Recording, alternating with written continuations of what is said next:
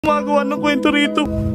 Sa tingin mo ba, papaspasin ko yung Pasay papunta ron sa Dapat talaga guys, ipa-mental hospital itong babae na to.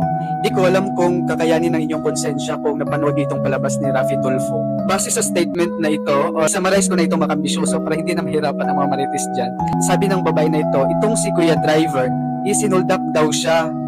And itong si Kuya Driver, tuto ang pagtatanggi na hindi niya yun ginawa at nagsasabi siya ng totoo. At Idol Raffy Tulfo, sinabihan siya na ipalay detector pang nagsasabi ba talaga siya ng totoo o hindi. Siyempre kinabahan na si ate kaya nagsabi na siya ng totoo at nagsorry kay Kuya.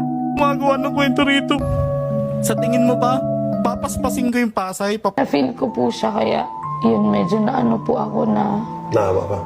opo kasi nabalitaan ko po na pinapaalis na daw po ata sila nung sa tinitirahan po niya dahil nga daw po dito. Ay, sus. And sabi po ni